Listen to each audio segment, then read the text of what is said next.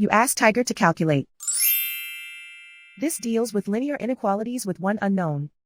The final result is x equal or greater than -5/2 equal or greater than -21/2. Let's solve it step by step. Swap sides.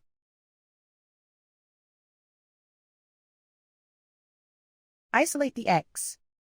Divide both sides by 0.5.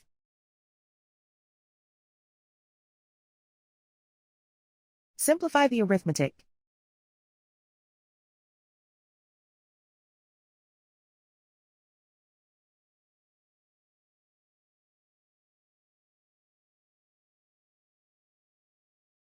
Plot the solution on a coordinate grid. And so the final result is x equal or greater than -5/2 equal or greater than -21/2.